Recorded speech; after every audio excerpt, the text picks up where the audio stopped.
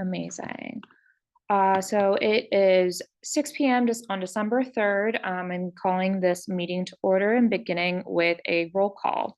Commissioner Hurst, how are you? I see. Present, yes. And if possible, I'd kindly request that if able, commissioners put their camera on. Thank you so much, Commissioner Hurst. Commissioner Sani. Present. Commissioner Williams. Do not see her online. Commissioner Galvin. Present. Commissioner Anderson is myself, and I am present. Commissioner Bishop Henchman. Here. Great. And Commissioner Pinckney is not present.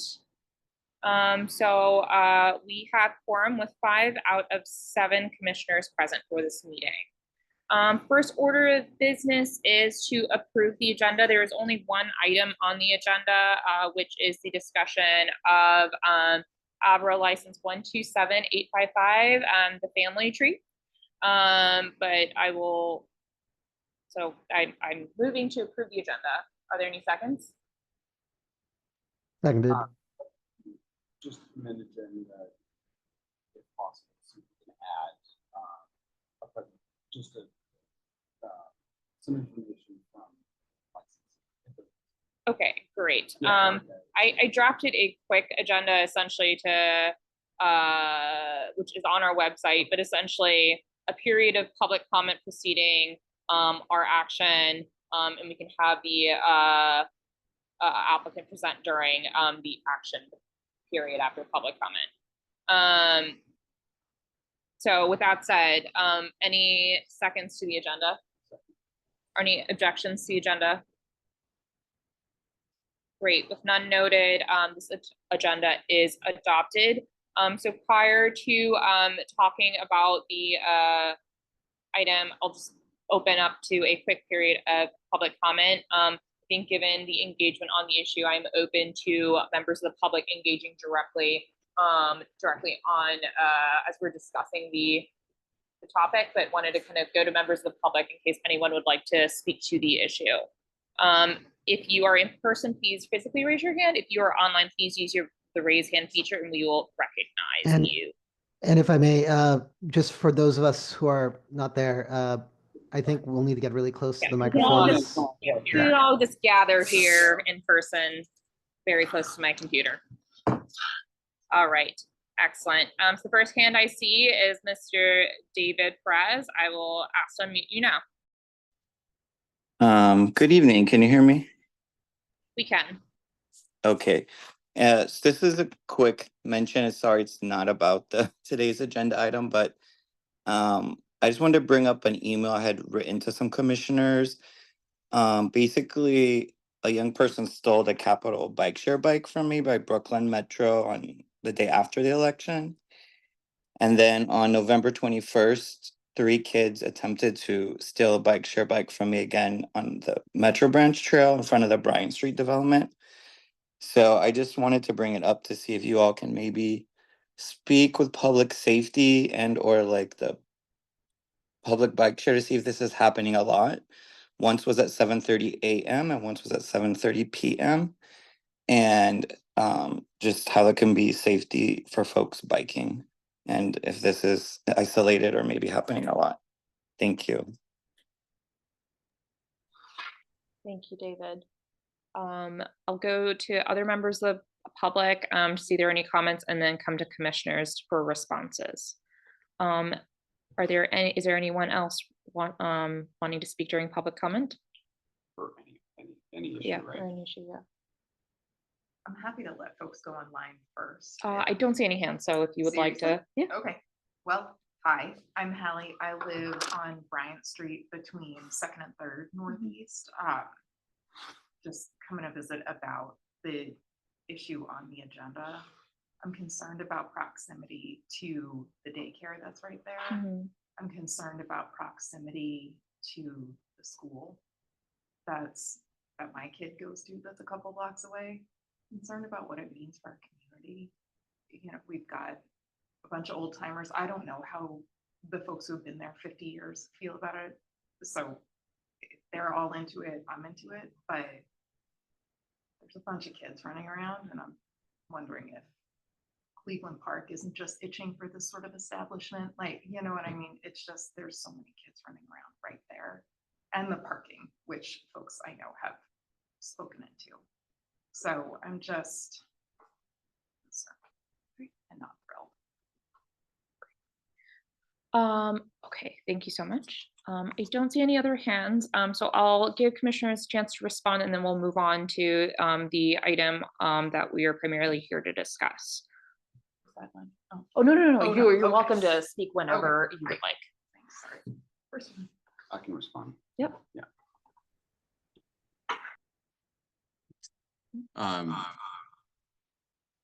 First of all, I'll mention to David, yes, sorry it took me, I have not responded yet to your email, but it's pretty concerning that folks are getting robbed of their capital bike share to get around and then basically using that vehicle for themselves.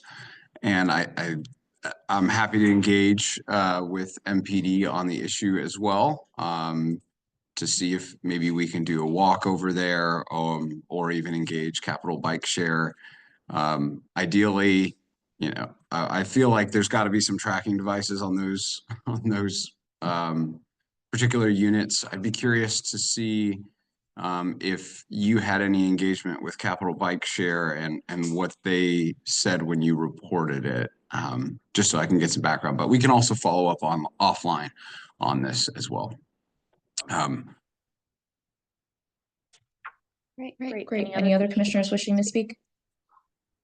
Great. With none noted, let's move on to the matter at hand, which is the If I may. Commissioner Sani, go ahead. Good. Yeah, Commissioner Galvan was unmuted, so we need, I think, the two people on site to juggle their mutes. It's better now. Just one look. Great. So I will keep mine unmuted. I'll just go through yours. Yes, exactly. got it. All right, Understood. great, excellent. Moving on, we'll go to the matter at hand, which is the license for the family tree. So I know there was a lot of animated debate during our previous meetings. So how I would like to propose starting is to go to Commissioner Galvin. I think he's spoken with ABGA and gotten some additional information on grounds for protest and some additional applicant information from the applicant. I believe the applicant is also present. So I propose that we go to Commissioner Galvin first, perhaps then to the applicant, then to commissioners, then to members of the public, and then go from there. Does that sound good? Yes, that sounds good. Great, excellent. Commissioner Galvin. So first of all, I want to thank everyone for their engagement on this issue. It's certainly been a very eye-opening experience for me. And so I'll try to recap kind of what's happened so far. So the licensee has received basically a temporary license to go forward. The protest date is December 9th. And in talking with ABCA about a medical cannabis dispensary, kind of how that is different from the existing licensees that are not, I'm sorry, unlicensed vendors that are nearby. I know there's Maven, there was a Trending Leaves on Rhode Island, and kind of the hotbed of activity that's currently happening at that particular intersection and location. And so in hearing the discussions from neighbors, concerns about being close to proximity from the schools, concerns about pedestrian and vehicular safety, part of the concerns that I've heard are you know, kind of the perception of a medical cannabis or any cannabis dispensary that's nearby, and what that looks like from a delivery perspective, where deliveries are coming, how disruptive they may be to the alleyway back behind it, how, you know, the types of people that may go in, the potential for people to sell it. Now, for all intents and purposes here, medical marijuana is legal in the District of Columbia, but it is not legal to publicly consume it in the public right of way. And so I'll continue to talk a little bit about it, but I'll also want Roger Davis, the applicant, and one of his representatives, Erica, who's also on the line, to kind of chat through a little bit about how this medical cannabis dispensary is different from what is currently existing in the neighborhood with respect to the other unlicensed dispensaries. So I am currently proposing a protest, which protest for this particular license on the grounds of vehicular and pedestrian safety. And I want to kind of explain why I feel that way. Obviously, there's some public concerns against this particular application.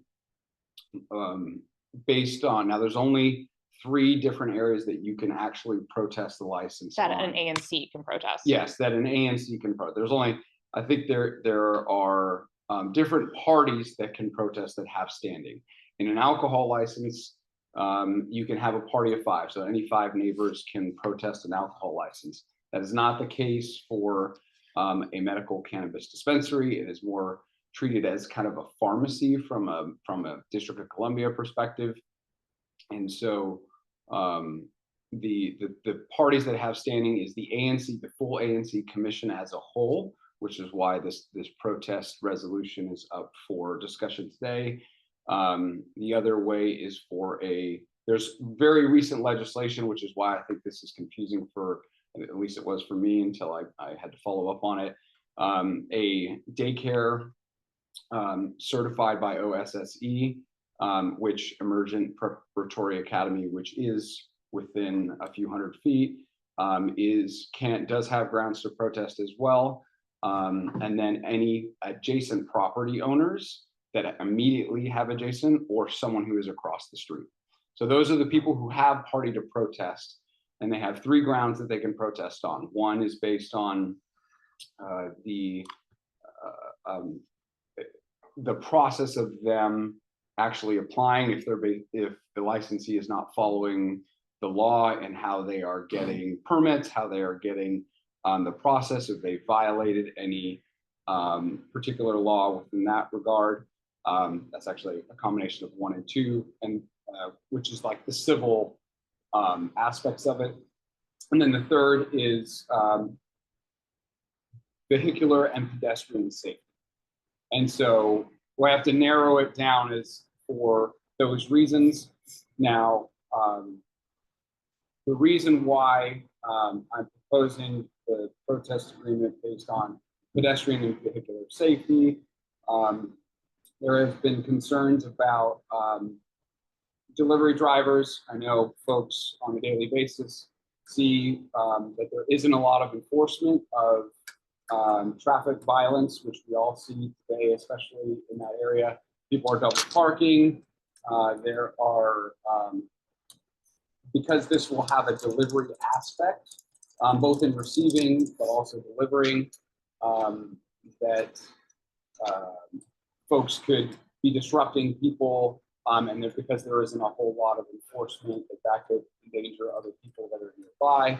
And then finally, just like an alcohol license would be, it's a very difficult to figure out a way to manage once that particular product leaves that store, how that is actually consumed. And I think there's concerns from neighbors that the product could be consumed right outside, and then from there, someone can get in their car and be high and drive, and be essentially inebriated. And it's been my experience that there hasn't been a lot of enforcement of people who are smoking and driving, much less many people that are pulled over at all. And so that's the concern. I will say that the other part of this is a settlement agreement, which is the opportunity for the ANC to work with the licensee to find a solution that can kind of mitigate these concerns.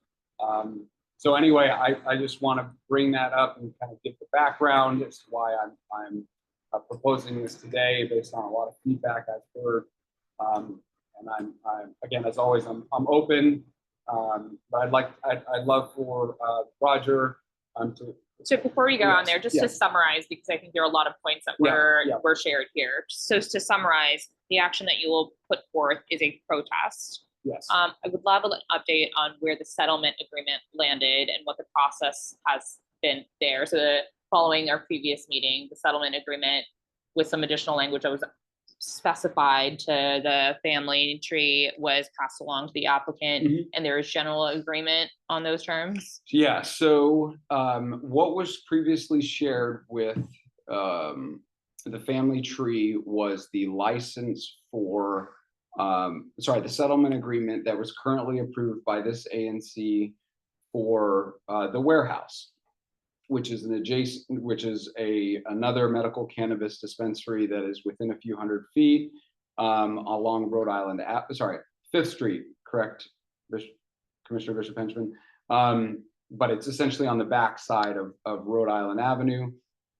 And the settlement agreement, they agreed to the same terms that the warehouse had agreed to. However, given this particular location, there are mostly based on residential access and location to the daycare and the density of single family homes and also residences that are right adjacent to the space. There are some changes that we are currently discussing. So just to summarize, there is currently no agreement on the settlement agreement. There is currently no agreement on the settlement agreement. Okay. There has been a tentative for what was previously done, but there's the potential to look to adjust that accordingly. Okay, got it, heard. So essentially, there was a draft settlement agreement. Seems like there were additional terms that you're seeking to add to the settlement agreement. So there's currently, as of right now, no agreement on the settlement agreement because you're looking to add additional terms. Yes. Okay. Yes. Got it. Okay, so I know that's a lot of information. I'd love to go to the applicant. As we discuss this matter, I do think it's important that we focus on the license at hand. And I think there was a previous point in our previous meeting that was brought up where I just did want to make sure that we're focusing the debate specific to this license rather than marijuana licenses in DC overall. So if we could all focus our comments specific to this license, I think that would be helpful in this matter. Commissioner Bishop Henchman, I see your hand. Yes, thank you. I had a question, I guess, for Commissioner Galvan, which is what are the additional terms that we are seeking that go beyond the agreement in the warehouse? So, Please. Thank you. So the concerns are associated with deliveries, the location of deliveries, and hold on, excuse me, 1 second. Okay, I'll let Commissioner Galvan pull up the terms. And in the meantime, Commissioner Sani, do you have any questions for Commissioner Galvan as well? Yeah, so this might be jumping ahead, but I see in the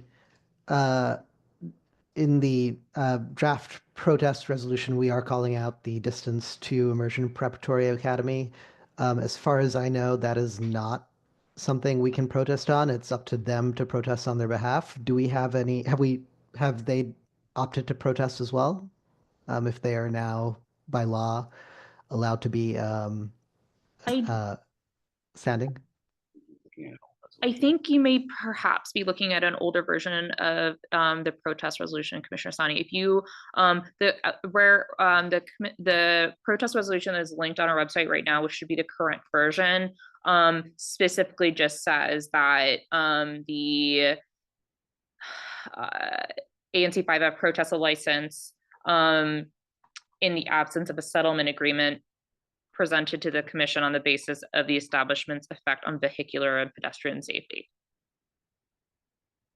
Got it. I see it as one of the whereas clauses though leading up to it, like the fourth one down, fifth one down actually. So I just wanted to see. I'll put up the Yeah. I'll share just so everyone gets familiar. I'll share my screen to the resolution, the protest license, so everyone can see it. While you're looking at the settlement, you did find it? I found it. Okay. Okay.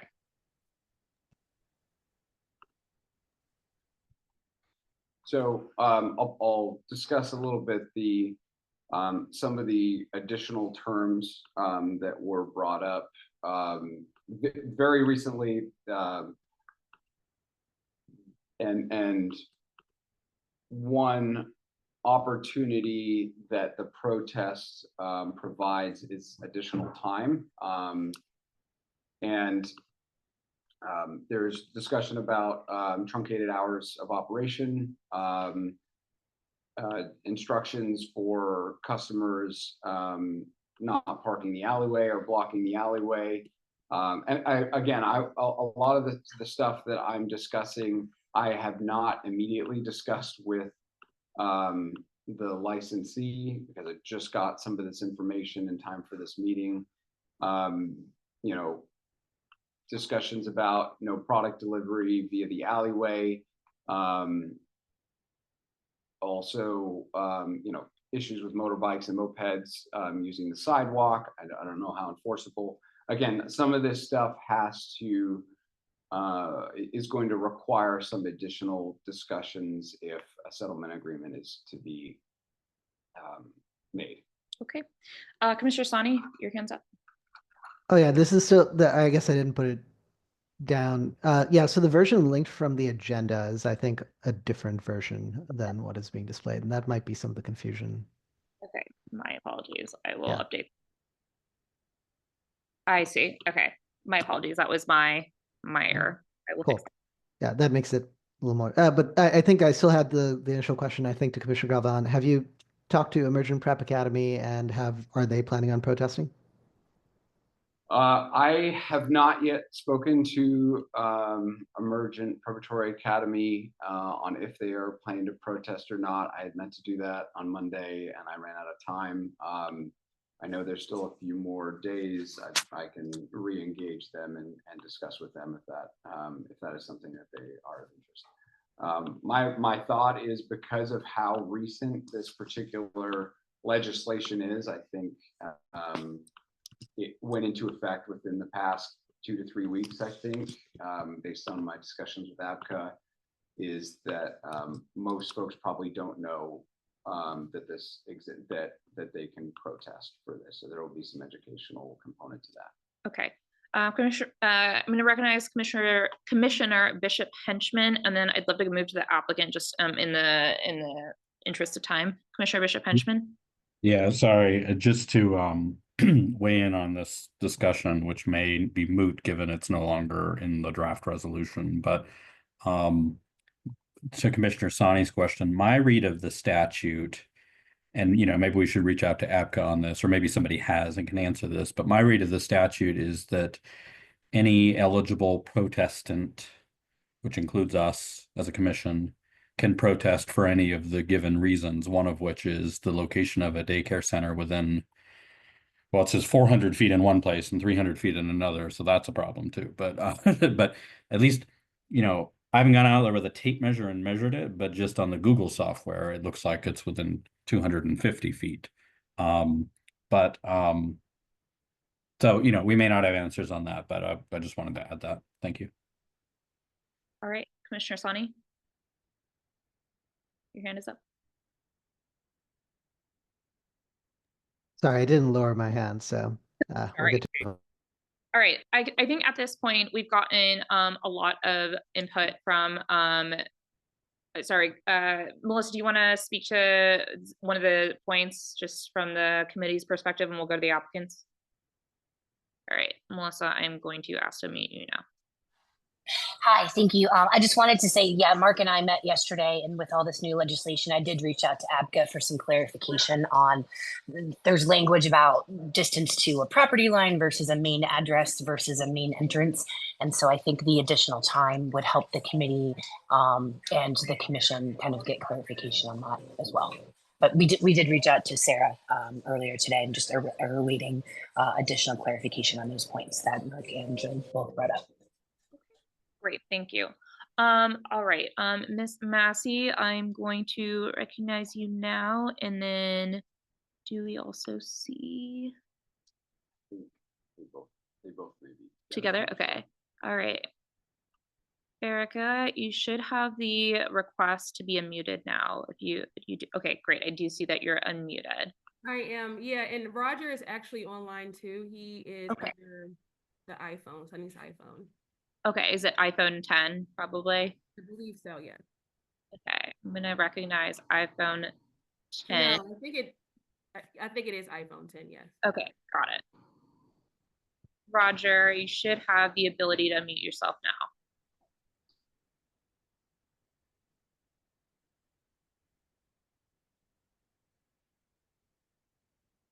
You do still need to hit unmute. Yeah. But the floor is yours.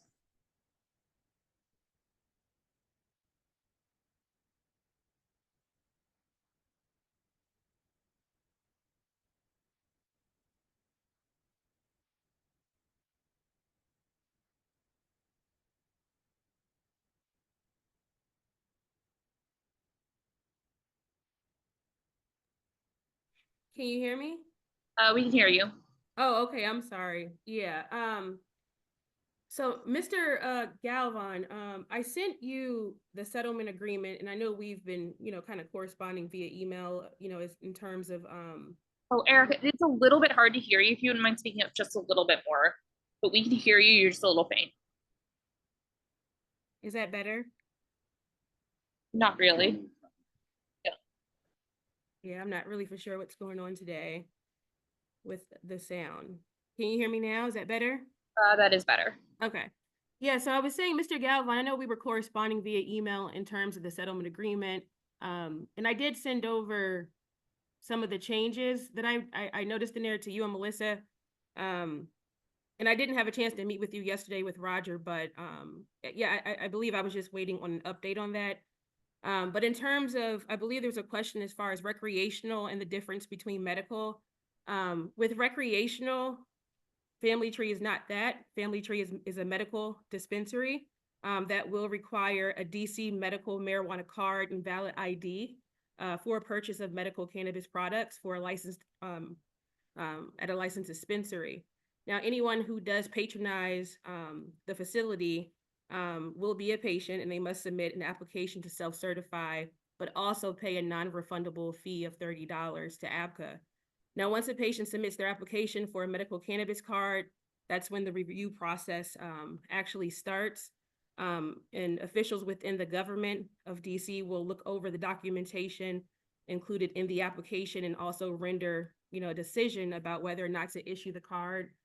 Now, in terms of the protest agreement that I've looked over today, that I actually found online, I know there are, various concerns as far as the location of the academy. I believe there was also concerns regarding public drug use, defecation, loud moped deliveries, and illicit activities, and so on. So I just wanted to spend a few moments just kind of addressing some of that, those concerns. Now, for the concern that was raised by residents as far as, I guess, noticing within that location issues with loitering, as far as Family Tree, this is something that we do not plan to contribute to.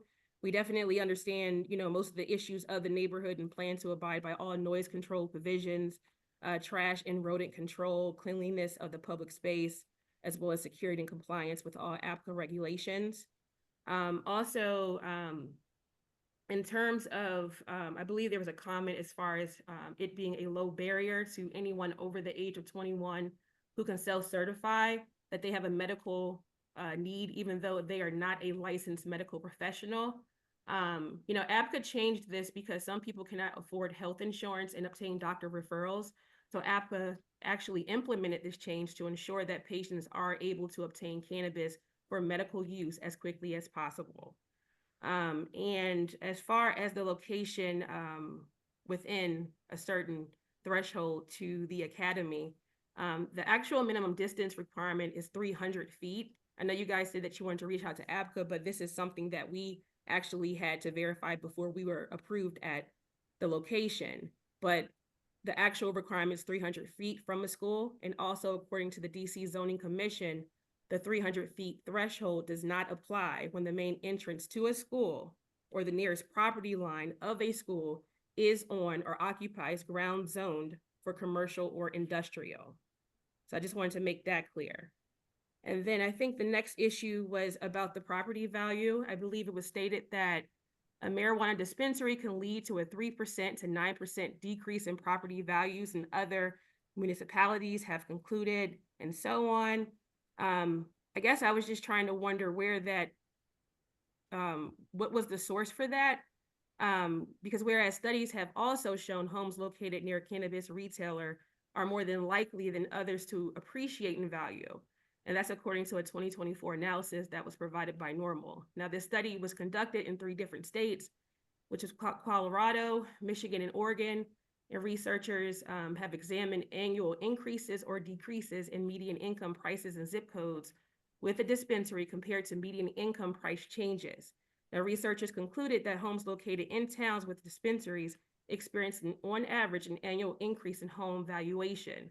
Now, the findings are consistent with those of several others which have reported increased home values for properties located close to licensed establishments, as well as states that have enacted legalization. This is also widely due to it being a new source of tax revenue and dispensaries as a commercial entity, which create largely positive effects following the legalization. Also, there was another comment about the front side alleyway of the facility and the real property value and how that would be affected. I think, I believe I was asking for a source with that too. Now, in terms of the backside of the facility, we do not plan to have any medical cannabis products be dropped off through the alleyway or the backside. The backside is mainly just for employees only.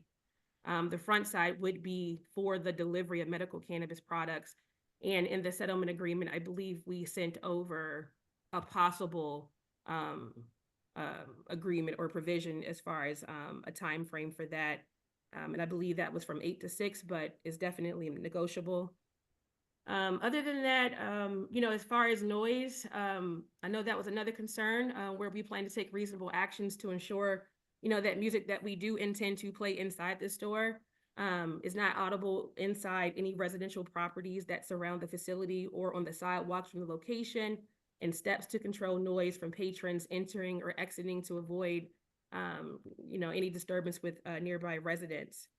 As far as security, we plan to develop and submit a security plan that details the roles of each employee and also security guards, the placement and specifications of security cameras, and the storage of all of our cannabis products. I think it was noted that the facility was 3,000 square feet. We only plan to utilize really 1,000 square feet of the actual retail space. And I believe that the bottom floor would be used for storage. And in terms of trash, we plan to abide by all trash and recycling provisions and have trash picked up earlier. I would say between 8 and 6, or what's pretty much common with other neighboring businesses. We also plan to deposit garbage and trash only in dumpsters, and have the dumpsters covered and make sure it's properly fit and remain fully closed except for such times when trash and garbage is being added or removed. And then lastly, for parking, we plan to notify patrons that there is limited parking. I've walked up and down that block plenty of times, and I noticed that parking is tight. And we will also encourage the use of public transportation as well as walking to the establishment. I'm not really for sure if Roger wanted to add anything. I do think Hello, can y'all hear me? we can. Okay, I didn't really have too much to add. I just wanted to let y'all know, or let the people around it know that we are not recreational. We are a medical pharmacy that just have marijuana products, basically. The crowd that they think is going to be coming to our store is not. They're not the ones that's seeking our product. So we will have medical patients coming in, like with medical cards, and plus you have to be 21. And our products are going to be expensive. So as far as thinking somebody's going to come in there and be able to resell our product, that's not even going to be possible. So I don't want the community to think that we a bunch of drug dealers that's coming to the neighborhood that's setting up shop, and it's nothing like that. So I just wanted to that's all I really wanted to add. All right. Well, thank you so much. I do think that there are some questions and comments from members of the public who have joined us. And thank you, Ms. Massey, for I think a lot of the points that Ms. Massey was responding to was points that were raised in our previous meeting. So thank you for looking into those and coming up with responses to those as well. I do see a couple hands online. We'll operate by the same basis. If you would like to be recognized, please use the raise your hand feature or raise your hand if you're joining us in person. I know that there are a lot of feelings about a lot of comments to be made. So I'm going to cap everyone at 2 minutes just to make sure that we're getting to everyone and making sure that we're moving moving along in a timely manner. So the first hand I saw was Kish Rusak. You are recognized. Hi, thank you. Good evening, everybody. I'm Kish Rusak, and I think you all know I'm a neighbor here. I live in Edgewood. I've lived here since 2001, so almost 25 years, actually. And so I am going to respond to Ms. Massey's comment about the daycare. So, you know, there is a legislation, Ms. Massey, that now endorses the protest by daycares to challenge medical cannabis facilities that open within a 400-foot radius. It's on page 10 of the legislation. And so, you know, the intent, the spirit of that is just that there are children in the school. There are children in that space. And in this particular context, the kids are walking by, parents are dropping off kids, teachers are walking by the exact location of this proposed site. And so we're just asking that ABCA consider that there is a legislation that was passed as of October 28th that says that, you know, this is not a thing that necessarily should be done automatically, that we shouldn't have this cannabis facility just here, that we need to take into consideration the proximity to children. And then Ms. Massey, I didn't hear all your points, but I heard the tail end there, because you were talking about music, and sorry, my kids are in the room, but the thing about music inside the shop is one thing, but the noise is not just about what's inside of the facility, it's about the noise created from congregants outside of the medical cannabis dispensary at hours that are not considered acceptable hours for a residential neighborhood. And so my home, actually, my backyard looks out onto the facility. And so I can hear conversations that happen right from my home office, which is where I'm sitting now. I can hear them that happen right outside my window. So it isn't just the music, it's like actual people outside just being there. And I have 2 children and they hear the noise too. But I'll just yield to my neighbor here, Jessica, who might like to have a comment as well. Thank you, everybody. All right, thank you so much. So I'm going to recognize a couple hands, and then Ms. Massey or if you'd like to respond, please just use the raise your hand feature, and we'll recognize you or the applicant. So the next hand I saw was Jessica Sarstad. Hello. Yes, thank you. Yes, I just wanted to comment on the applicant's comment yet again about the medical use of this facility versus recreational. There's essentially no difference. The barrier to receive a medical marijuana card is incredibly low on purpose. I understand that. So to say that there's a different body of patrons, I don't think that's genuine at all. It's disingenuous, quite frankly.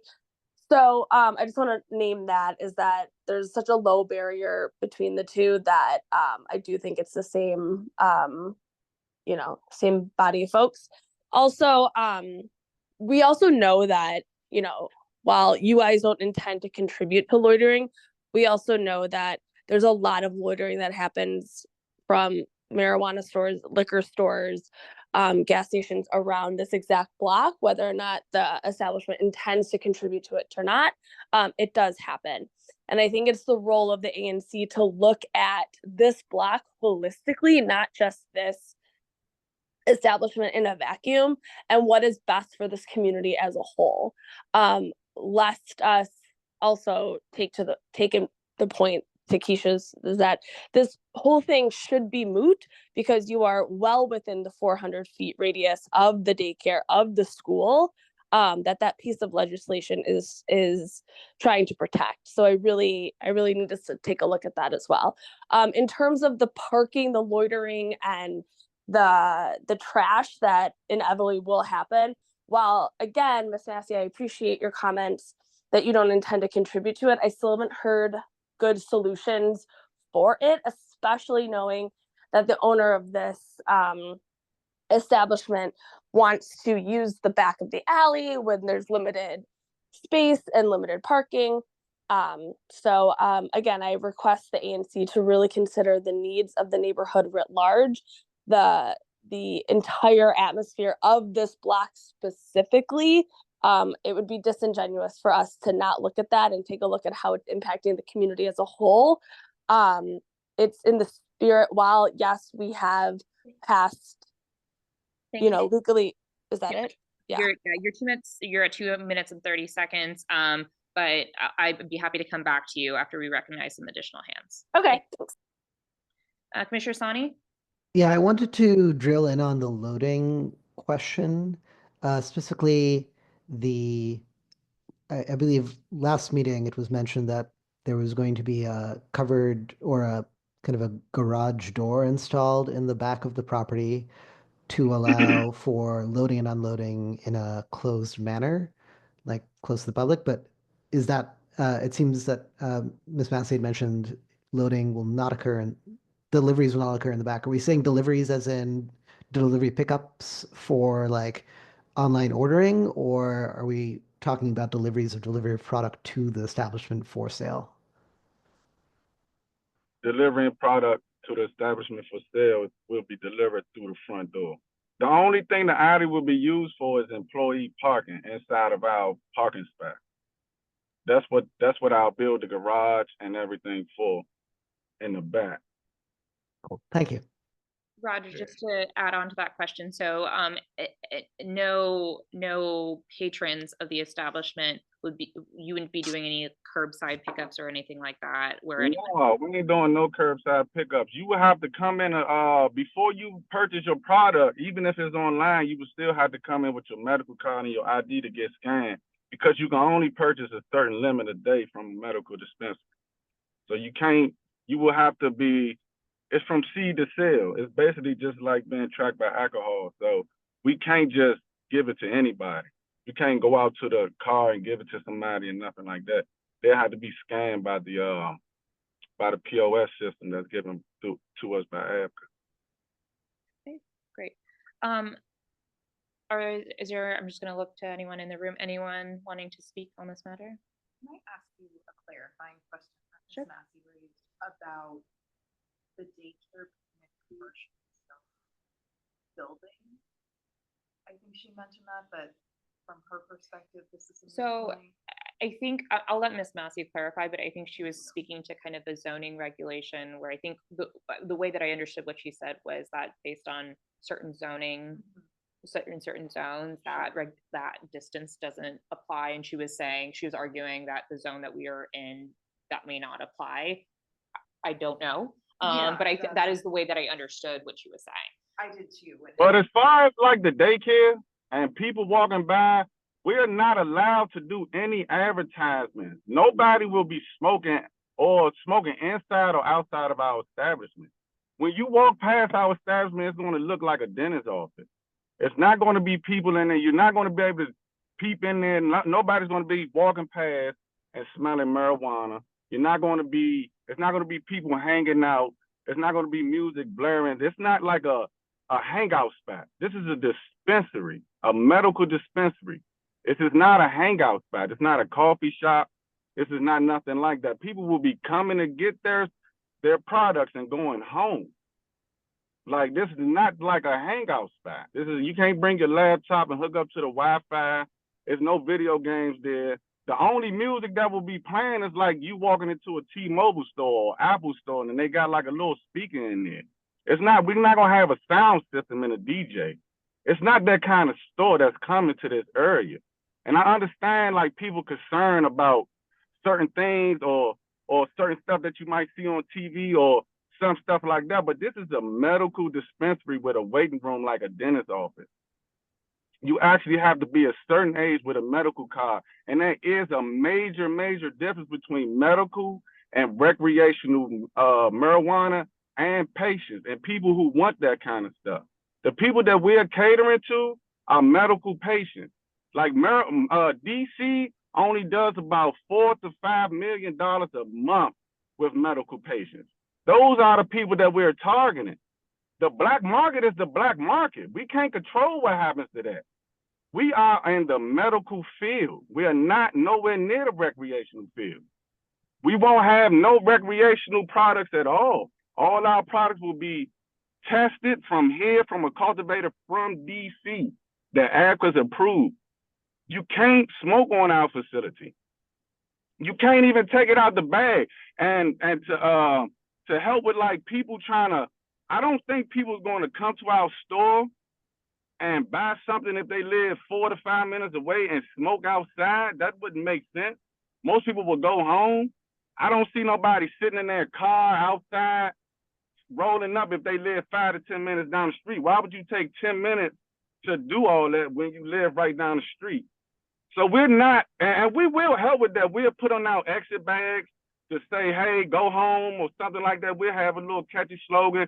Don't smoke. We will have a security guard outside that will stop people from double parking, because we understand how DC is. People park in the bike lanes all the time and try to run in spot. So we will have a security guard outside for that. Inside and outside, we will have cameras all around. So we won't have people hanging at our facility. We don't hang out. So that's not what we're bringing to the neighborhood. It's a hangout spot. We're bringing a medical facility to the spot. Thank you, Roger. So just to repeat, because I know that our sound may be a little low today. We don't have our fully high-tech setup today. But I think the question that was raised from the room was if there is an exception in just a follow-up question regarding the point that Ms. Mazzi had raised regarding perhaps an exception in certain zones of the proximity to a school. I think Commissioner Galvin just put some information in the chat, but I just wanted to repeat that was the crux of the question, right? Which is clarification regarding what Erica had said regarding the exception in the proximity in certain zones of the proximity to schools. Okay. Yeah, there were I do know there was an emergency legislation that was passed, I believe. I thought it was October or so, but it was more so for new applicants who were applying after a certain deadline. Okay. Got it. Yeah. Okay.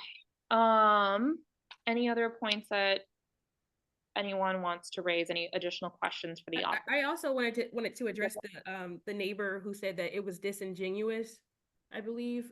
I think that was the word she used, where she said that the medical and recreational side is basically one and the same.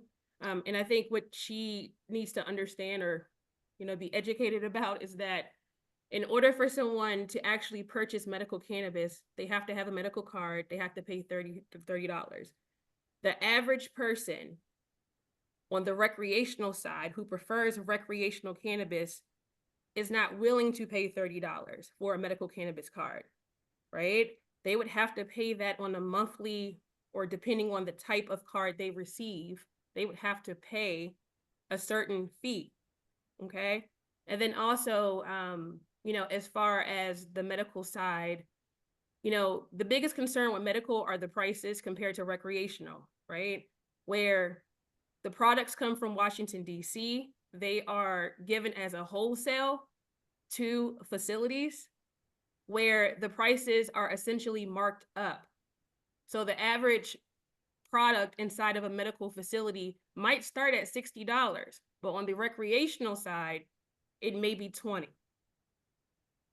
Right? And then in terms of demographics, I think like Roger mentioned, these are people who want products that are safely tested. They want to know where they come from, which is obviously going to be in Washington, D.C. Whereas with recreational, these products aren't tested. They may come, there's no telling where they come from, but they're given out to people who enjoy recreational. So that is the major difference. Jessica, I see your hand. I'll recognize you now.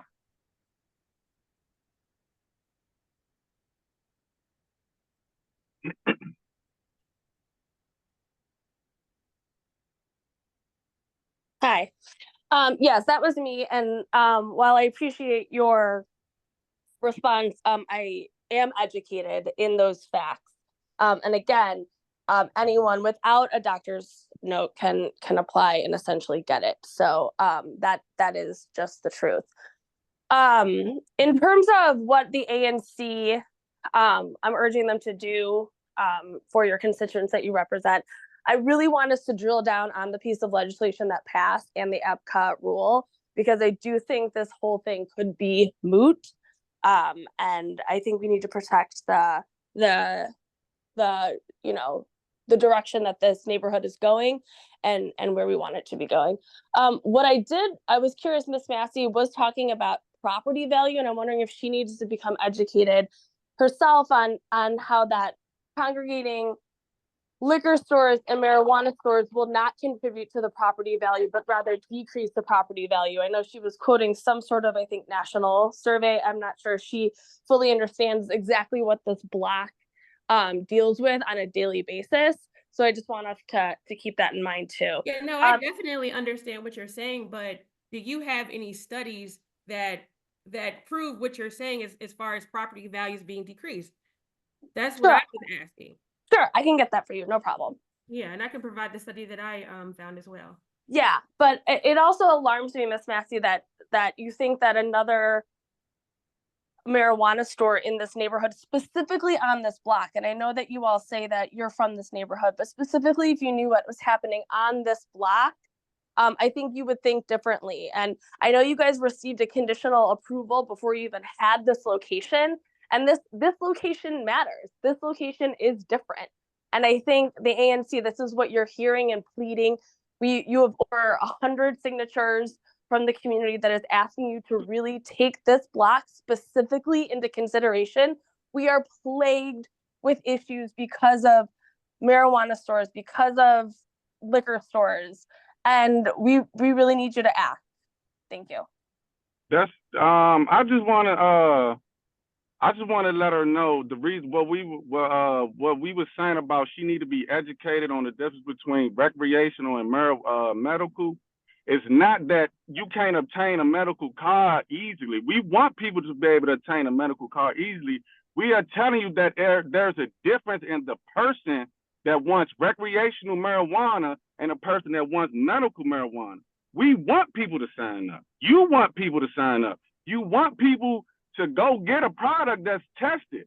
All these reports about people lacing weed and lacing their product, this is the reason why we're coming to our community to help people find stuff like that. There is a big rush on people that want safe product. People use marijuana. You're not going to be able to stop it. You live in the city. People hang out. People, you're going to hear talking. You're going to hear buses going down the highway. You're going to hear cars all night in D.C. That's D.C. Well, we are not bringing added to anything. The only thing we're bringing is a medical facility where people can get safe, tested products, not products that are laced or people that think they're laced.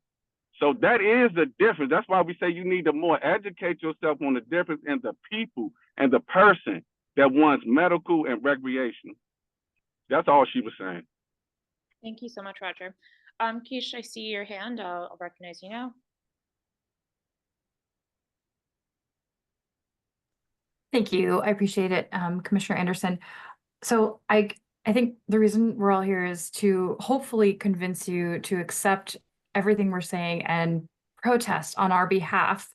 And I just really want to summarize that not only do the residents of this neighborhood not want this, the daycare owner wrote a letter today. She also does not want this. The person living in the building to be rented by Roger Davis does not want this, who has 2 children as well. She lives above the proposed location. So there are innumerable people. There is a petition that was signed by 122 people. It's still going around. People have gone door to door talking about this issue.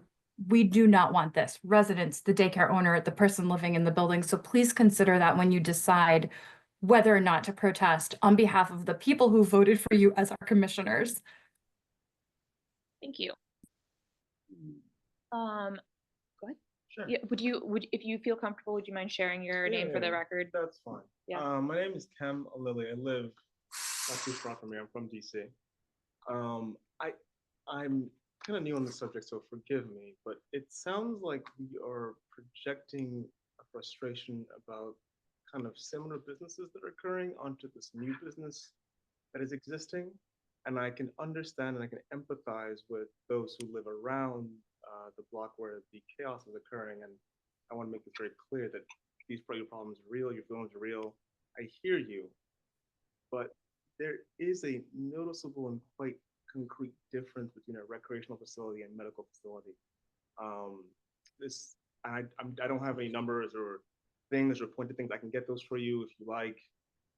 But I want to be careful here because what it really sounds like is happening is that there is concrete frustration about existing issues for folks who live in specific spaces, and they're valid and they're existing because of situations that are occurring. That is true. It is also true that a business is coming in that is trying to open that is a fundamentally different kind of business than what exists and is causing those issues. So I think that, like, while I hear you, I'm not going to contradict or not contradict, sorry, to talk down to you or say you're using what about the children plea. Like, I hear you. I can understand where you're coming from, but I want to be careful here because if not, we're going to go back and forth. The resentment's going to build. It's going to get more angry. And I want to just everybody take a beat and go, I feel this way. It's a different business. We can talk about ways to alleviate the issues that are existing in the neighborhood and are causing it. Absolutely. But I don't think we should just degrade this business, which by all kind of points is trying to do this the right way and coming in good faith. And it feels like we are kind of putting all the issues on them instead of being like, okay, something else happened. But that's it. Thank you. Thank you. I think that's an important point, and I think that was one that was raised in our previous meeting about this, but I do think that it's important, especially, I know that there are a lot of passionate feelings about this, and I feel the tenor of the conversation trending in a certain, like, I feel the passion in everyone's voice. And I think that's really important to note.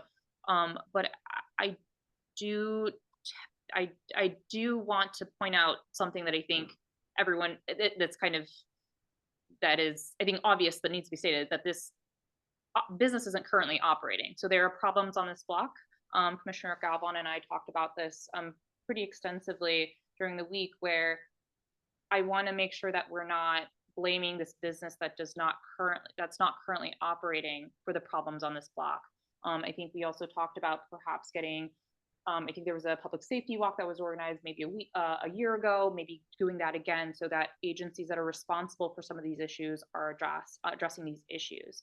I do absolutely hear the neighbors wanting to not have this business in the neighborhood, but I do think it's important to state that this business is not currently operating, so it's not responsible for some of these problems. I do hear the points about, I think there's a tendency to lump certain businesses of a certain type together. I do see that there is a problem with unlicensed businesses, and DC is trying to, the council and the different agencies are trying to do things to regulate these issues more. But I do think that it is important to state that this business is not currently operating in our neighborhood. Just want to say that. Okay, I don't see any hands that are raised current. Oh, sorry, go ahead. I just wanted to. If you feel comfortable sharing your name, that would be great, just so that we have it for the record. Oh yeah, my name's David Lutz. I've lived in Edgewood for about 8 years. It's been. I've heard a lot of claims of we don't intend to, and we don't anticipate, and a lot of comments about a person who is attending or patronizing like a medical marijuana facility are fundamentally different than consumers of recreational marijuana. I also heard the comment about the role of security guards outside of the facility to prevent double parking. I'm curious what actions would be taken to alleviate by the business to alleviate some of the fears that the community members are having, specifically with regards to like loitering and open consumption. Were you all able to hear that? Did he say what we plan on doing against loitering? Yeah, open consumption of purchased products. Yeah. Outside of well, you won't be able to consume inside or outside of our facility. Now, if somebody walks 2 or 3 blocks down the street, there's nothing we can do about that. But as far as in our facility or around our store, you won't be loitering or smoking around there. We won't allow any of that. Right. And so outside of, I'm just curious the level of power as a business you would have to control what is happening outside of your business. I don't know how forceful we need to be. I mean, you just need to move. I mean, I don't understand. I get what you're saying, but I mean, I don't see it being like a situation, because we from the neighborhood, so I don't see it being a situation where it's a person hanging out our store and we say, hey, don't be smoking right here, and he just won't do it. I don't see where that would be a good day or anything would come out good with that. Okay. Any additional questions or comments? I'll give everyone a couple minutes to get thoughts together if you'd like to have any additional questions for the applicant or any comments, and then I'll propose that hopefully there's a commissioner wanting to put an action on the table.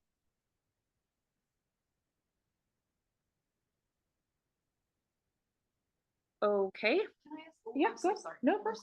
Will the guard be an armed guard there? And like, will that security guard be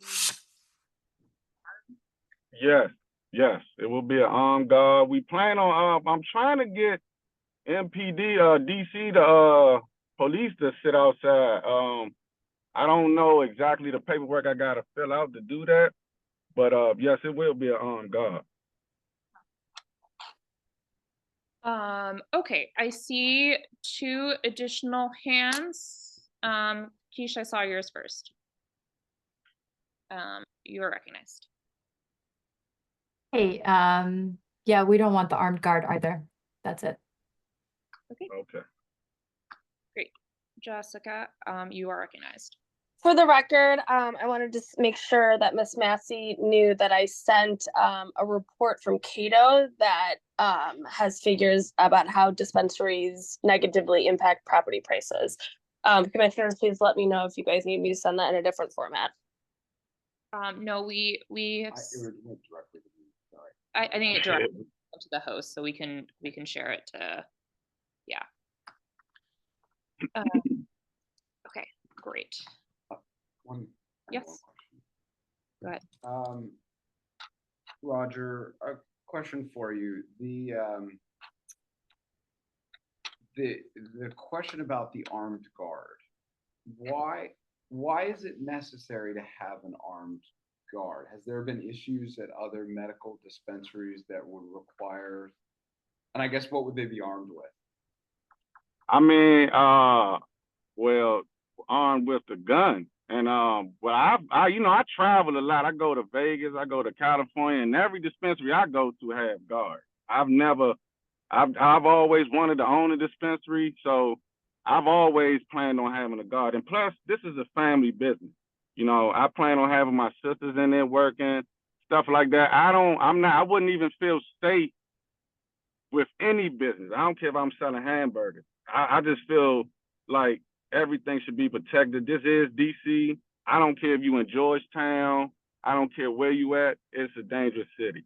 And I just want my family and the neighbors and all the customers to feel protected when they come in and leaving the store. I don't want nobody coming to the store thinking that it's a possibility that anything can happen to them, even when they, just coming to spend $10, $15. I don't want nobody to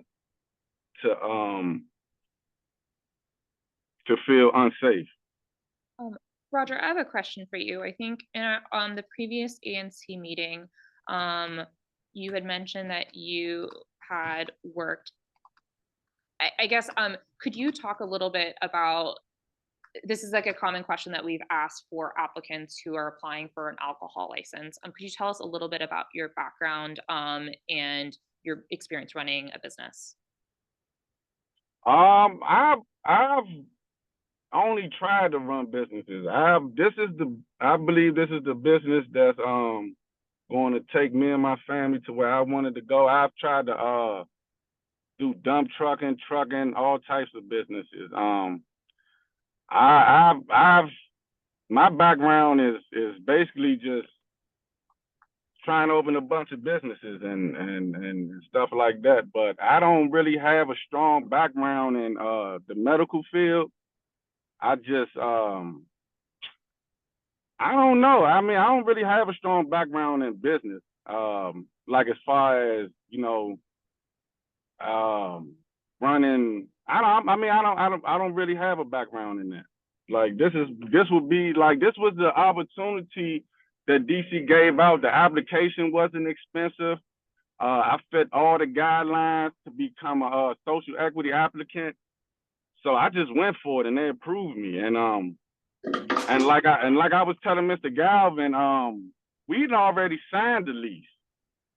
You know what I mean? Even though ABCA only temporarily approved us, we are actually spending $8,000 a month for this fact. I'm actually about to refinance my house so I can pay to build out this store. So, I mean, I know that the neighbors are concerned with certain like loud noises and stuff, but the concerns that I have is totally different than what they have. So we don't want to fight with nobody in the neighborhood. If they don't want an armed guard, we won't have one. We're not gonna be like, oh, we need this, that, and the third. We're willing to talk and go over there and talk to Jessica and Miss Bruce. I can't say her name, but I mean, we don't want to fight with them too. They seem real concerned, and I understand about safety. That would be our first thing that we do. Like, we don't want our business being broken into. We don't want people coming in our establishment with guns. I mean, we're not opening up a go-go spot. So it's really a medical facility that we're dealing with patients. Like, people are going to be coming and going. Like, it's not going to be whatever ideal they think it is. It's really not. it's really going to be quiet. Like you won't even notice we there. Roger, I have a quick follow-up question for you, because I think a lot of the issues, a lot of the points that have been raised here specifically relate to the location of this business. So I think you mentioned that a lease has been signed, but could you speak to a little, and I know, I think in our previous meeting, you mentioned that you're from the neighborhood and you've wanted to open a business in the neighborhood, but could you speak a little bit to why specifically this block, beyond the I practicality? mean, it seemed perfect. It seemed ideal for me because anywhere that I went in DC was $20,000 in rent. It was just too much. And being as if we from the neighborhood, it seemed perfect. I thought it was like God's gift when I found this spot down the street, right down the street from my house. I mean, it was in walking distance. So I didn't know that I didn't even know I had to go through a protest and all that stuff when I signed up. I really thought that we was bringing something to the neighborhood that people actually wanted. You know, like people they just don't want stuff off the streets anymore. People, you know, I feel like me coming to the neighborhood will be beneficial because I know the neighborhood. And I just can't afford to go nowhere else. If I can go to Georgetown, I would have been in Georgetown. If I can go to Wisconsin Avenue or 8th Street, I would have went. But I mean, this was like the ideal location for me. It was in my backyard. It was perfect. I don't know. That's basically it. Thank you. I see two hands from Keisha and Jessica, and then I'm going to, after recognizing those folks, unless there are any additional new hands, I will go to commissioners to see if there is an action on the table. Keisha, you are recognized. Hi, I did mention earlier that the owner of the daycare, Dolores McGee, expressed her opposition to this proposal to have a medical cannabis dispensary here. And so her concern is her business. It is her ability to retain families who care about the environment in which they place their children on a daily basis to get nurturing care, quality curriculum. And I'm sorry, that's my baby. And What is your baby? And so that's a concern. It's a business that's already there. And in her letter, she writes that she is worried about the proximity of a marijuana shop to her daycare that will create an unease among parents, teachers, and community members. And she writes in her last line that she is considering the youngest and most vulnerable residents in her context, but of course, her interest is her business, and that is parallel to what Roger is saying about his business. But we already have a business here in our neighborhood to protect, one that is already serving people who live here in the community, myself included, my son who you can hear in the background, and the other one in the other room. So please consider that her business. Thank you so much. Okay, commissioners, is there an action on the table? Yeah, the action is to move forward with the protest as stated. Well, correct. Is there a second? Could Commissioner Galvan speak up? It was coming across as faint. Sorry. So the protest that was written and distributed to the commissioners last week is what I would like to propose for a vote. I am putting that protest resolution on the shared screen so that everyone can see. Happy to swing my screen around if you'd like, Commissioner. Yeah. Is there a second for this motion? Commissioner Hurst? Could I ask one quick question about this? Seeing that it is a protest, is there anything specific that we are asking this business to do that would make us not protest them? Is there any specific action or request we are making that they are not in compliance with? Sorry, that's the whole question. Yeah, I think it would be helpful if Commissioner Galvin, you can share the text of the settlement agreement that has been debated. If you could share your screen and share that. I know that in the beginning, Commissioner Galvin mentioned that there were a couple additional terms that were not incorporated into the current text that had been debated with the applicant. And just as a reminder for everyone, a settlement agreement is a voluntary agreement that the business and the ANC enter into. It is a legal agreement, but it is a voluntary one. It does have repercussions. If a business is in violation of, essentially resorts to fines. You have to report them if they're not in compliance and resort to fines, which technically can't take their license away, but practically does because it results in monetary fines. Just wanted to kind of share that with everyone as Commissioner Galvin pulls up the settlement agreement text. Any other commissioners have any questions for Commissioner or points that they want to mention while he's pulling that up? Commissioner Sani? Yes, I just want to, if we are to kind of debate and possibly take action here, to just like really drill on the discussion on vehicular and pedestrian safety that we are calling out as part of the protest. Sorry, just to clarify, you're proposing that we outline the reasons onto why we go into vehicular pedestrian safety, or would you like to debate that matter?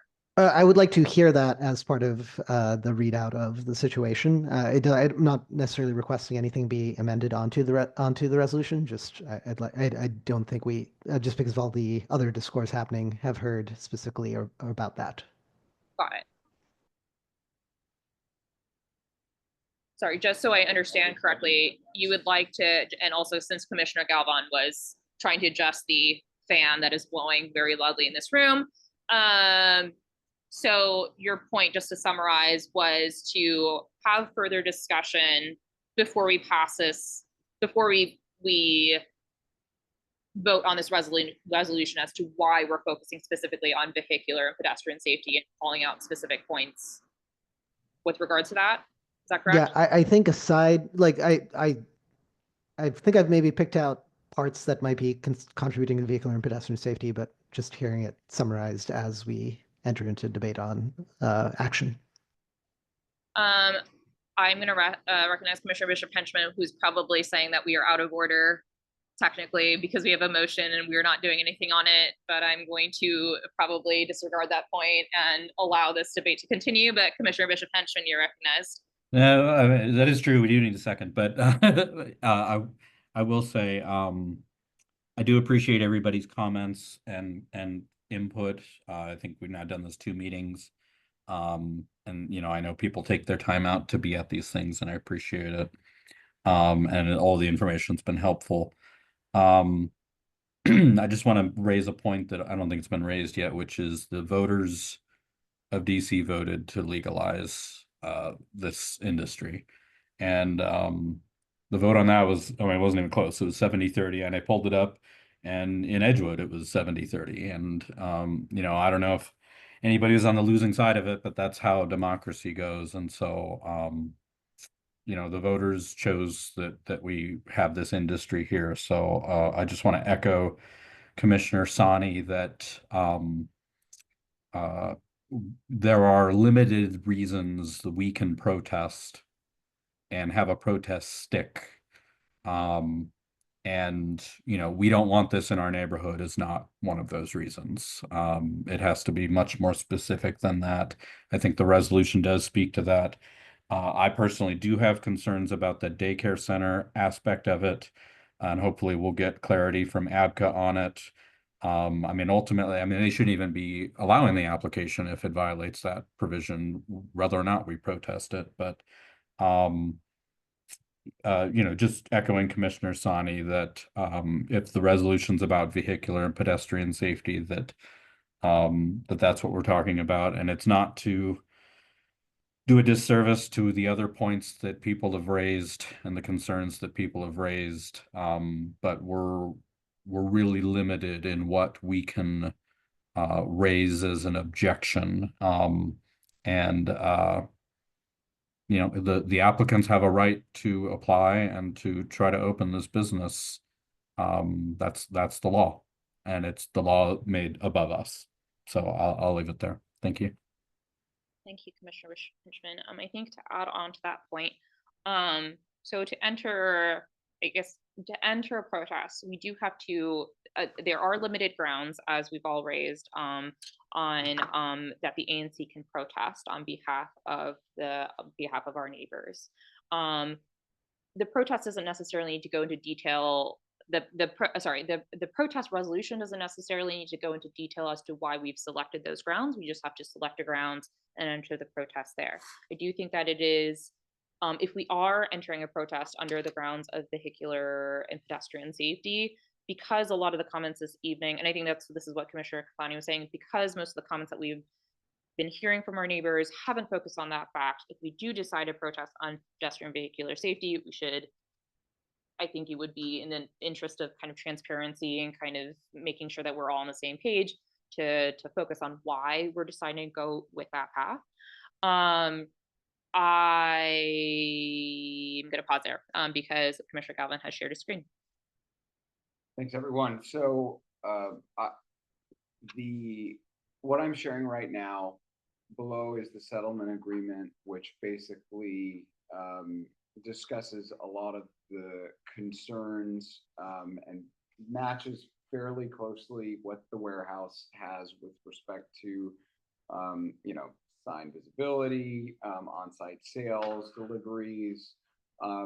This still needs to be adjusted based on some of the community feedback. And so one of the things that we've talked about, and a settlement agreement is voluntary between the ANC and the licensee, and it can override, if I'm not mistaken, correct me if I'm wrong, Commissioner Bishop Henchman, it can override a protest. So if there is a it does override protest. So if the ANC decides to enter into a settlement agreement with the licensee, then the protest goes away, and the settlement agreement becomes legally binding with that licensee and APCA. So I think, you know, in hearing this, you know, the back and forth, sounds like there are opportunities, and I know there's a lot of folks who don't want to see it, but it does seem like there are some opportunities to adjust this settlement agreement. In talking with Mr. Davis or Roger Davis, it sounds like he is open to making adjustments.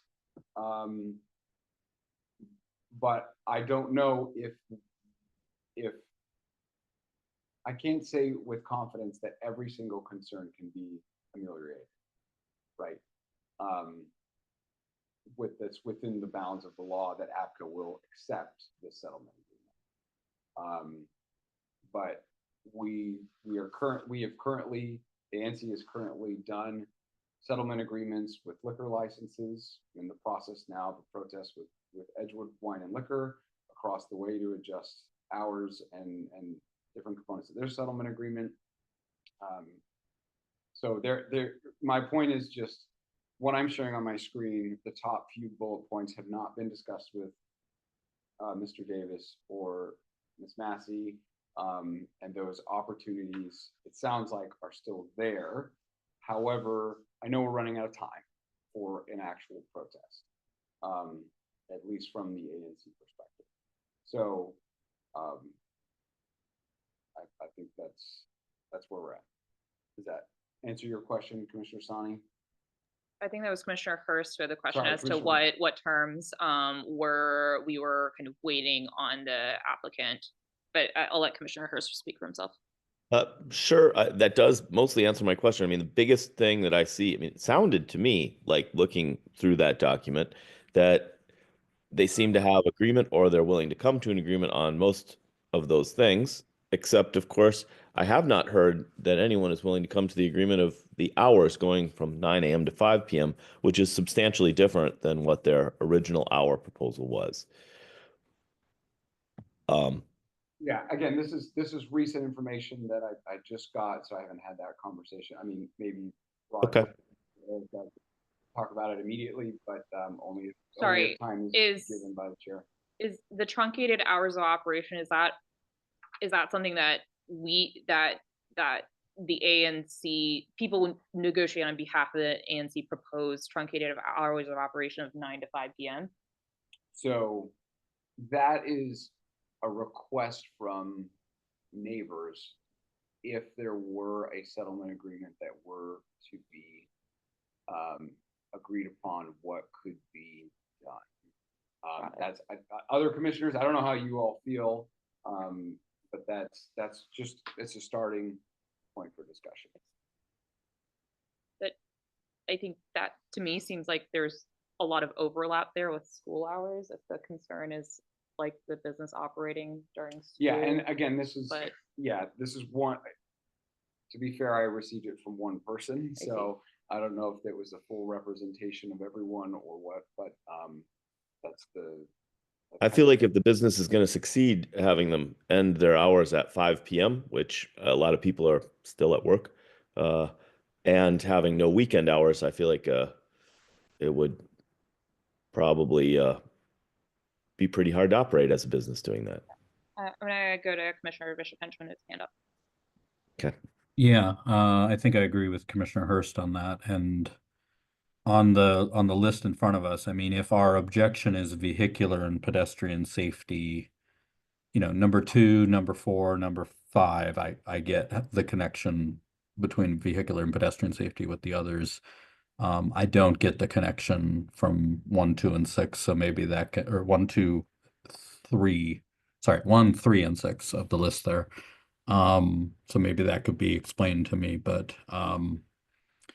so Commissioner Bishop Henchman, I think perhaps the confusion is this is language relating to the settlement agreement, which I think is broader than the protest.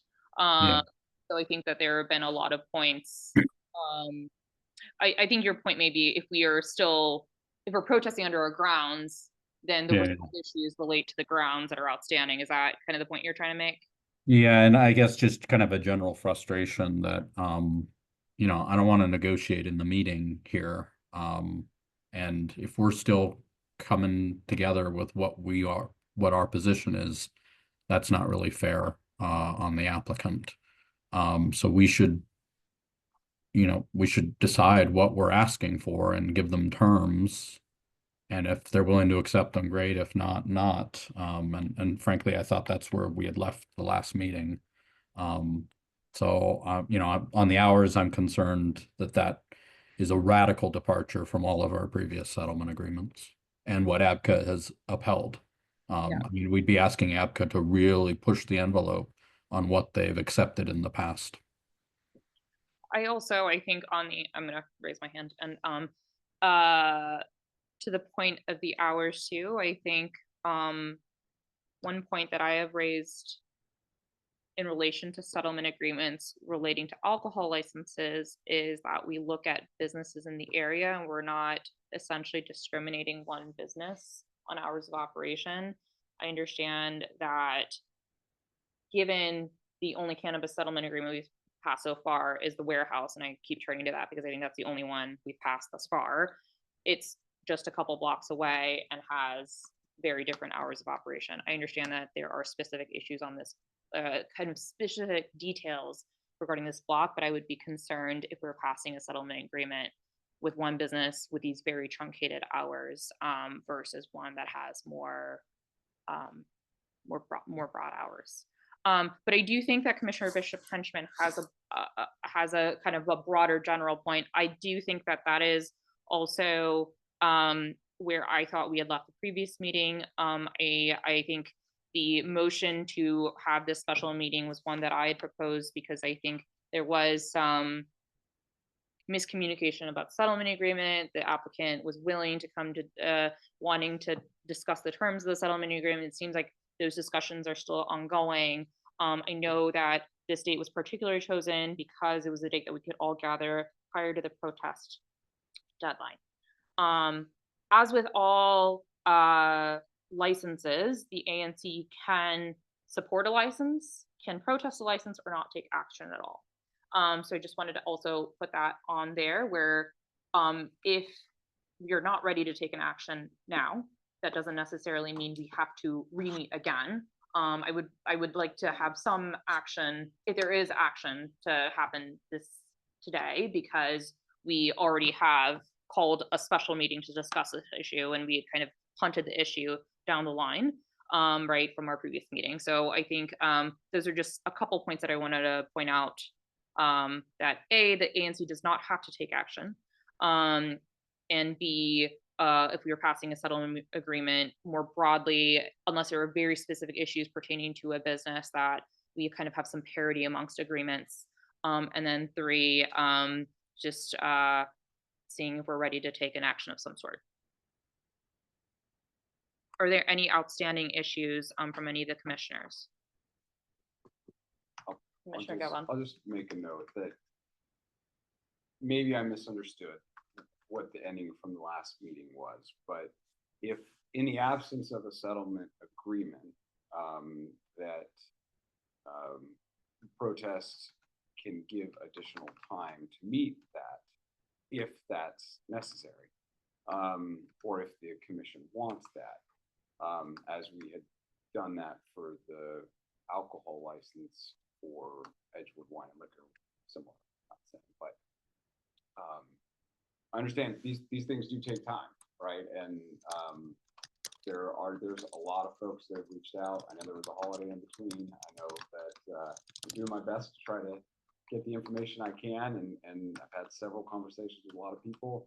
But yeah, we're not there yet. And I apologize if that's what you were looking for and wasn't here. So I would be willing to like support something like this as long as like the ground, if like we are actively like in negotiation with them, or if we're not, like the protest points I think are still not ones we have called out. Like are the bullets that are at the like what Commissioner Bishop Henchman called out, like the 1, 3, and 6, the pedestrian safety and transportation safety, are those the things that like we are like hung up in that negotiation with them on, or like, and if if we fail to include them in that settlement agreement, if that is like what moves forward on, then that to me makes sense. Is like, okay, well, those aren't being met, so we are going to then protest in front of APCA on this. I think to add on to that, Commissioner Galvan, I want to ask, I guess, a question towards you. I think based on what we've heard from neighbors, there seems to be a strong contingent, very vocal contingent that has organized, saying that they do not want this business operating in the neighborhood. Full stop, it seems to be. Right, but that's not a ground under which we can protest. Agreed. So I think that is, we're hearing a lot of objection about this type of business operating in this neighborhood, primarily based on proximity to the school. So I think that is something that still seems to be saying that that is fine, that's why this license was approved. I think there are still objections regarding that specific point, but that seems to be a very strong point of opposition. My question to you is, for those neighbors who are not supportive of this business operating, and it seems like, again, primarily based on the proximity to the school and the residential area, if there was a settlement agreement that was passed, would they be open to the business operating with the settlement agreement in place?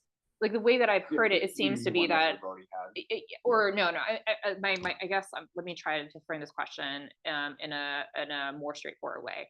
It seems like the neighbors who have voiced their opinion,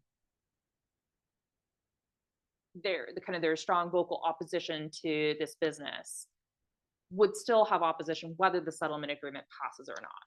Is that correct? Or do the neighbors who have these oppositions, if they were like, hey, the terms that are listed on the settlement agreement, if they pass, we would be supportive of this business? From what I've heard so far, it seems like that would not necessarily be the case, because the opposition lies with grounds that are not dealt with in the settlement agreement. Does that make sense? Yeah, so let me see if I can answer that. So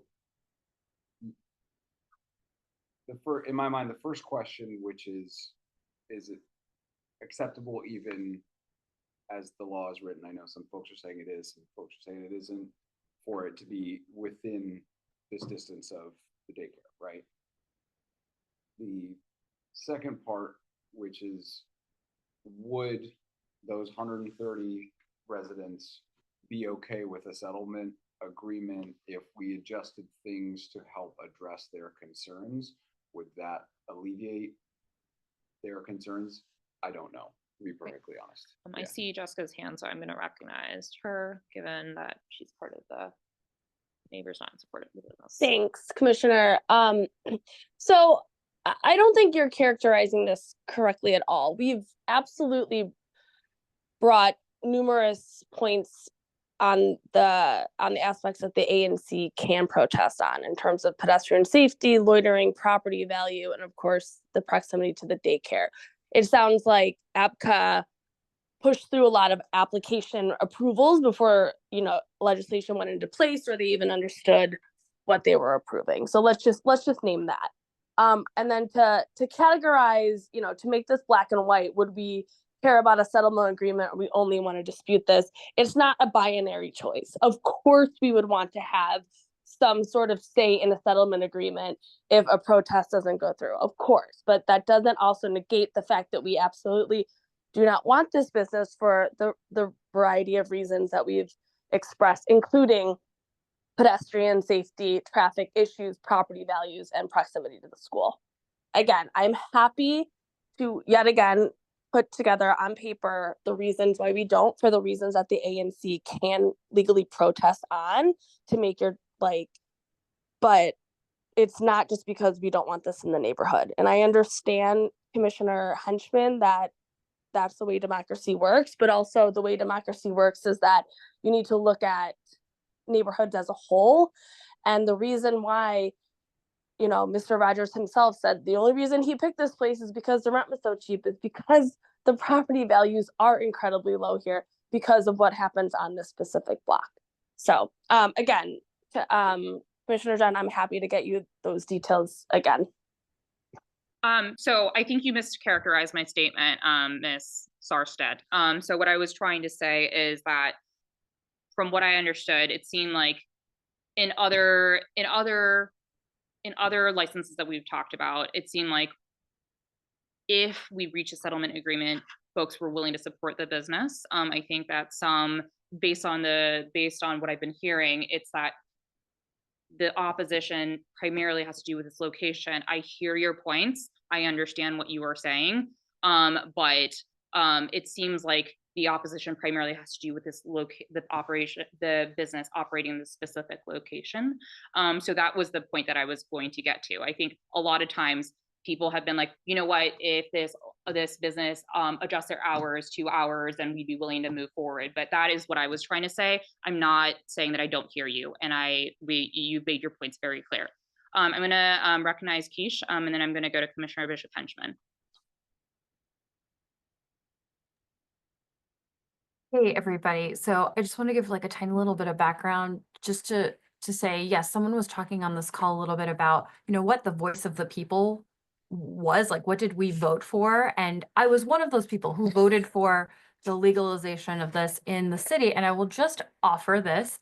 I am actually a longtime board member of the DC State Fair, which is an agricultural festival which promotes and encourages people to grow their own gardens in the city. And when that legislation was passed, of course, marijuana was an agricultural product that we encourage people to grow. I have been on my own tour of the city's dispensaries in the time since the legislation has passed. It is of interest to me that people feel free, that they are doing this as they like. So I just want to offer that because my lens is not small. It's very large here. Now, in terms of the, list that Mark shared about some of the proposals on behalf of the community, if we were to come to a settlement, those truncated hours, they are 9 to 5. And yes, you will notice that that is right smack in the middle of the day. However, the text is such that all of the kids at the daycare in question need to be dropped off by 9. They're actually not allowed to be dropped off after 9 o'clock. So the parents, many of whom are recipients of subsidies to let their kids attend that school, actually have to drop their kids off by 9 o'clock in order to be guaranteed that subsidy. So that's why 9 o'clock is the beginning bookend. 5 o'clock is the pickup time. So after 5 o'clock is when we want the business to be closed. Moreover, someone on this call talked a bit about, how we are potentially projecting issues that we already have around the neighborhood about noise and crime and late night, whatnot on this business. So I will say we're not projecting them. We're trying to say that the presence of this business will exacerbate them. And that is too why the hours are 9 to 5, because we don't want ongoing crime. We don't want late night traffic. We don't want noise that's after 5 o'clock. We don't want an incompatible environment for families that are congregating at the end of a long work and school day, finally at 5 o'clock, to be hindered by the presence of whatever happens out there that cannot be within the control of Mr. Davis. All right, thank you so much. So I think at this point, I'm gonna go to Commissioner Bishop Henchman and then encourage the commissioners to propose an action. Commissioner Bishop Henchman. Simpatico. So first I second Commissioner Galvan's underlying motion so that we can move into debate on it. And I will move to amend the resolution to add resolved that an additional resolve clause, resolved that ANC 5F is willing to enter into a settlement agreement with the applicant on with provisions to truncate hours of operation to 9 a.m. to 10 p.m. And then reading from the list, numbers 2, 4, and 5, explicit instructions to customers to not park in the alleyway or block the alley, no product delivery via the alley, and no motorbikes or mopeds on the sidewalk. Commissioner Bishop Henchman, do you have those listed? Would you mind sharing them via the chat, if so? Sure, I'll do that. And then the truncated hours, that would match the warehouse agreement that we previously did. That's where those came from.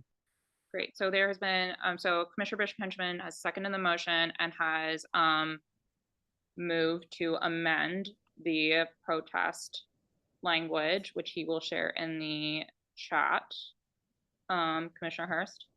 Can I ask, does that truncate the weekend hours in some way, shape, or form, or is it just the hours of operation?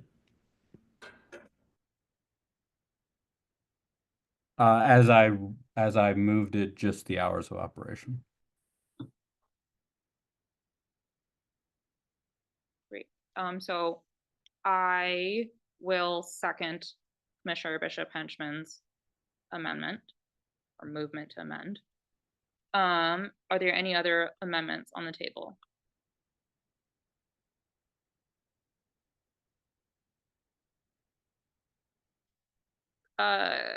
Commissioner Bishop Henchman, could you just so everyone can kind of see, just add that language? Essentially, your first part of the clause was saying that we're willing to enter us into a settlement agreement with them, correct?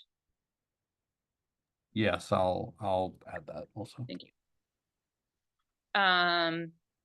Any other motions?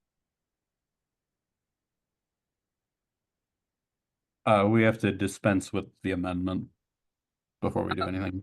To vote on the amendment? Okay, got it. Yeah, or debate and vote it. Okay, so Okay, so we vote on this amendment, correct? Or debate? We're entering into debate. Does anyone have any matters that they would like to say in regards to this amendment?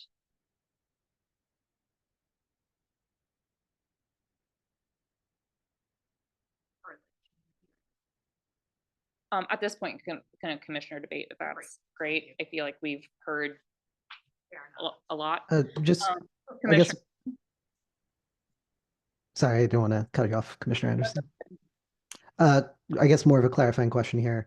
Does this mean we're using the existing like warehouse settlement agreement logic, which includes stipulations about blocking aforementioned bike lanes with delivery vehicles? So like that's not something we need to restate here. If that's, just want to make sure I'm understanding.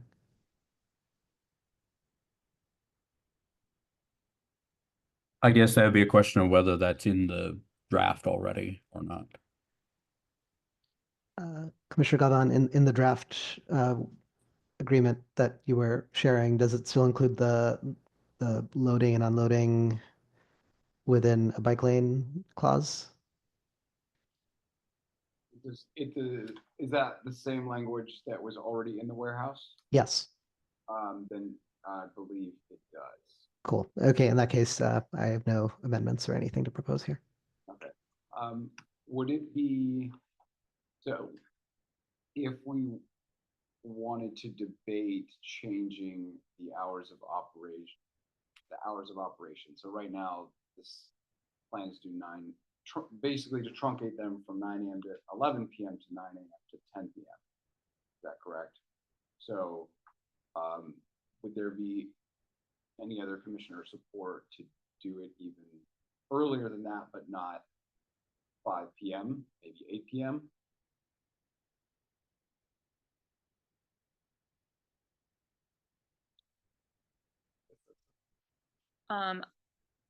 I do see hands up. I'm gonna let this debate about the motions go forth first. I do see that the applicant's hand is up, so I will recognize you momentarily, but I'm gonna let the debate on this motion go forth first.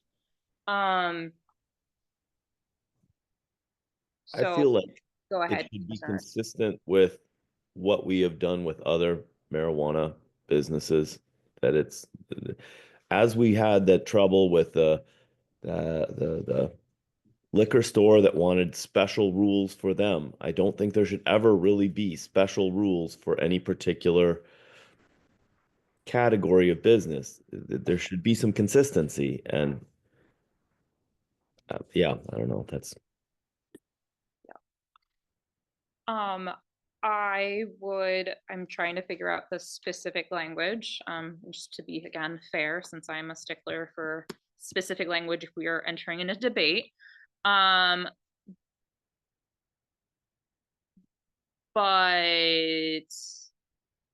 I would like to propose an amendment as well, but I think we should dispense with, I think we should vote on this motion, this amendment first. So, I'm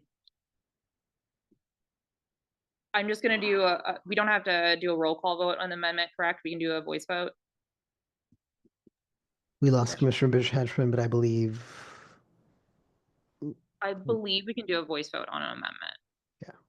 Yeah, so I'm gonna go ahead and do a voice vote on Commissioner Bishop-Henchman's amendment to the protest language, which he has placed into the chat. All in favor, vote aye. Aye. Okay, well, no, but now we're going to do voice vote because I feel like this is confusing. So Commissioner Hurst, how do you vote? Commissioner Hurst? aye. Commissioner Sani? Aye. Commissioner Williams is not present. Commissioner Galvin? Nay. Commissioner Anderson votes aye. Commissioner Bishop-Henchman votes yes in the chat. And Commissioner Pinckney is not present.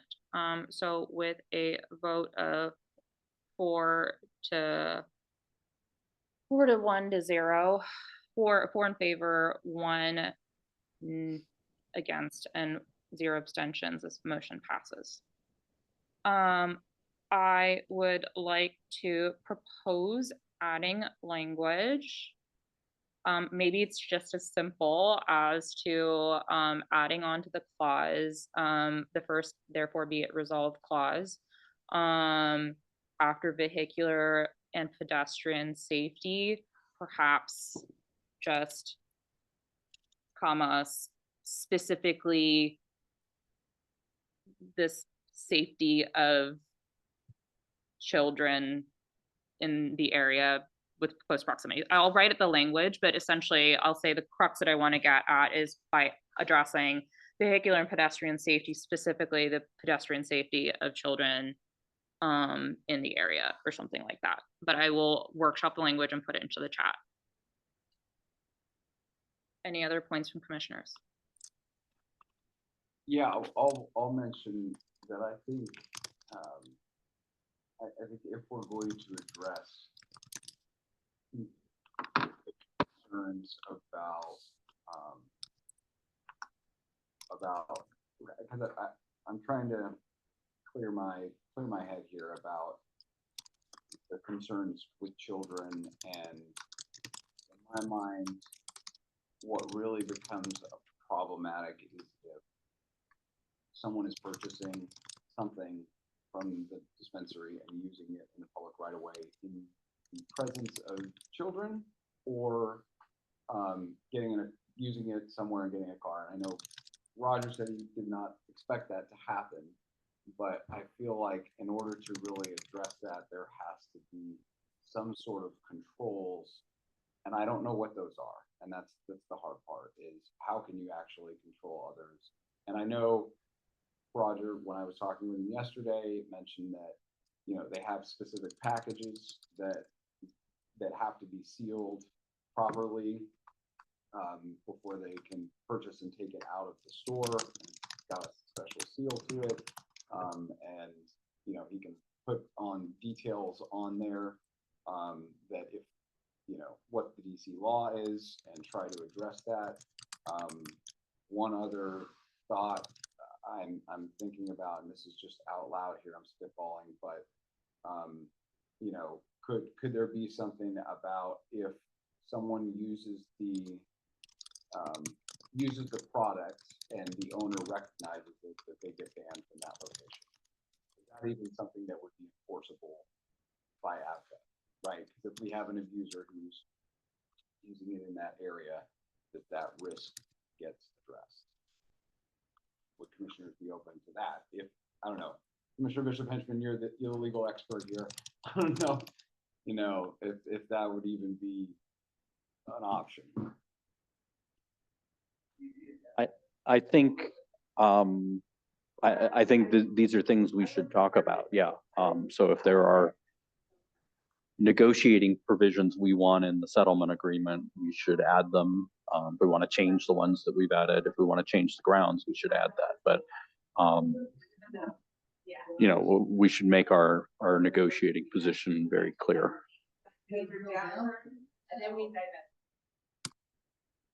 Okay. I've added proposed amendment language into the chat. So I think as simple as present to the commission on the basis this is going to clause 3. So on the basis of the establishment's effect on vehicular and pedestrian safety, especially the safety of the children in the neighborhood, particularly given the proximity to, I'm going to workshop the particularly given the proximity to schools and daycares of this location. Fixing due to grammatical errors. Is there a second for this amendment or motion? Would I have to accept it in order to amend it? I think so. Okay. I think you have to accept it to debate it. So yes. Okay. Second. Okay. Let's debate this amendment, which is on the table. Commissioner Slant. I would like to, yeah, I think generally I lean on like calling out the routes that people Sure. take, because those are also like demand paths, but I think maybe but I think that's actually probably superseded by what you've already called out, which is that the schools are here, which has the implication of the routes being to there. and along that sidewalk. So I've talked it through. I have nothing to add. Okay, great.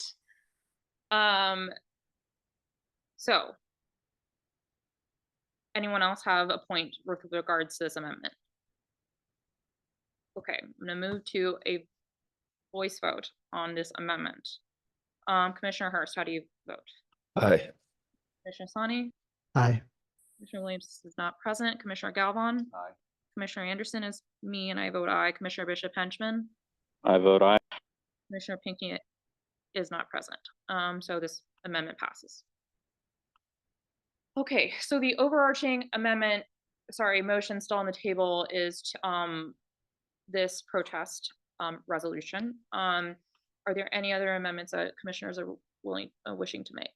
Or any other motions commissioners wishing to make? Okay, great. Before we move to vote, I'm just gonna recognize the hands just quickly that I see. So I see, Roger, that your hand is up. I'll recognize you. Oh, sorry, I have to ask to unmute you. Hello, can you hear me? Yeah, we can hear you. Well, I just wanted to say that we are flexible to working hours, 9 to 10, 9 to 9, whatever y'all would like to come up with. We not trying to be like I said, we're not trying to fight with none of the neighbors or any of the commissioners. We are super flexible to whatever. Even if y'all want us to allow people to bring their mopeds and bikes inside the store, like I don't think that's gonna be a super issue with us. There will be no smoking of any on our property. You will not be walking outside the door, stand outside, smoke, and go left or right. You're not gonna be able to do that. We going, like I said, all products will be put inside an exit bag and sealed. It's gonna be child proof, smell proof.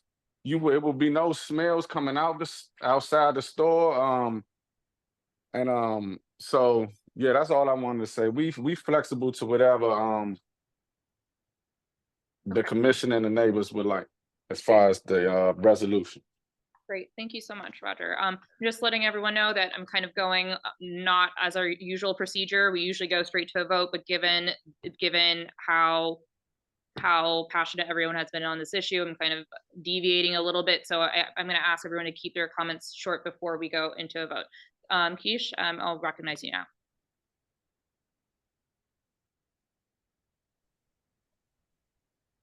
Roger, you said you go to Las Vegas, you go on these trips, you take a lot of vacations. That's so cool. I think that is wonderful. A great work-life balance. Doesn't 9 to 5 sound like a much better plan for work-life balance so that you can get evenings off, go to dinner, have fun with friends, take the weekends, go to Las Vegas, LA, wherever you'd like to go? I mean, if you are amenable to coming into this community and hearing the residents and having a presence here that fits into what we want, please consider the 9 to 5 arrangement. We really have a hard time, I'm not kidding, between the hours of 5 and 10 with the traffic, with the noise, with congregation, with safety, with crime between 5 and 10. And then beyond 10 o'clock, please don't be open. We really are looking for 9 to 5.